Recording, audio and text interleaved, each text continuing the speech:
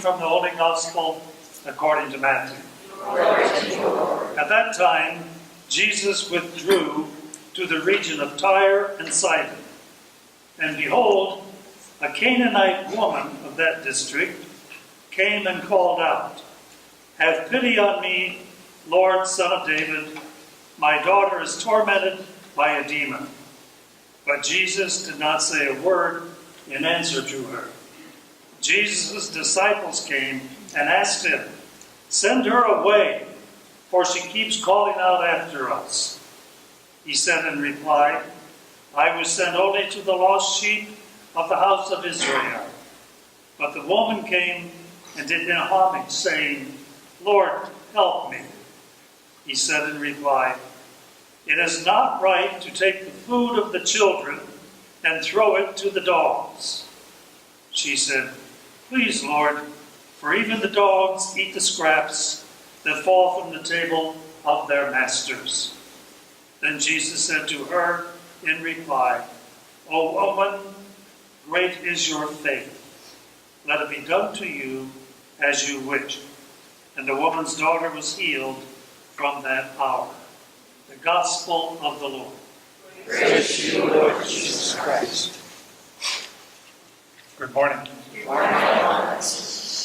You know, I think we all remember this gospel to one extent or another because it shows Jesus in a different way.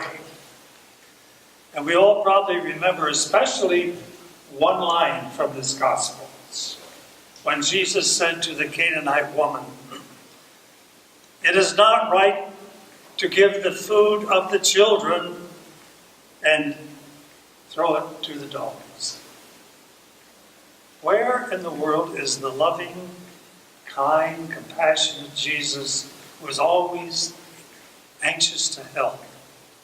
How could he be so harsh with this woman?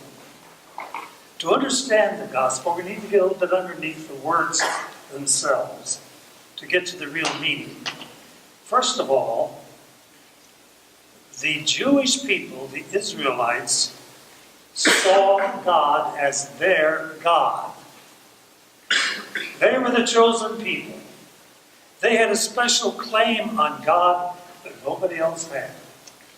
And they were not anxious to share their God with anyone else, especially unbelievers.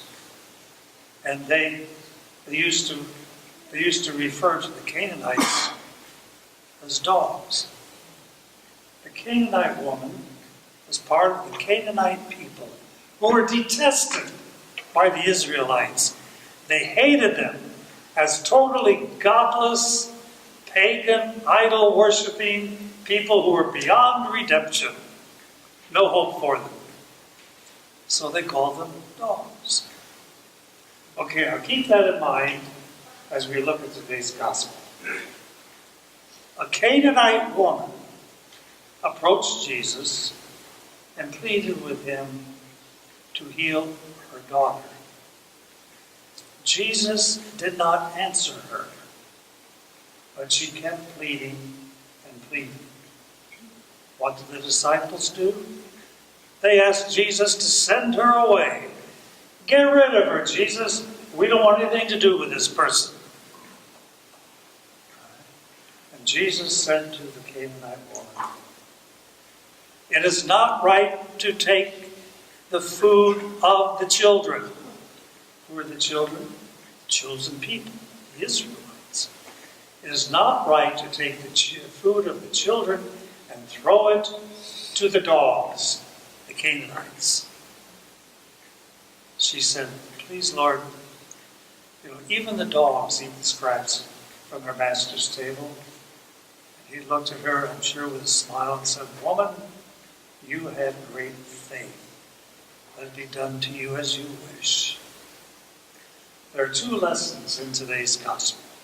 The first one is this: Jesus came into the world to save everyone. The Israelites, certainly. In a sense, they had first called. They were God's chosen people. But he came to save also the Gentiles, to save everyone. Jesus was teaching his disciples this lesson. And it was a hard lesson for them to learn because of their inbred hatred for the Canaanites. It was a hard lesson for our early church to learn. We read in the Acts of the Apostles that Paul and Peter actually were arguing over the same thing, whether a person had to become a Jew in order to become a Christian. So the first lesson from our gospel today is Jesus came to save everyone. Thank God. Okay. Second lesson is persistence in prayer. Persistence in prayer, even when things seem impossible. That's the sign of a woman of real faith.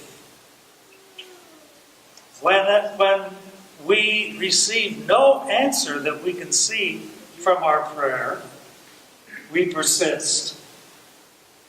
When people say, oh, stop praying, it's not doing any good, we persist. We persist in prayer when we cannot even begin to understand how any answer is going to come. We continue and persist in prayer. We have a great model of such persistence today.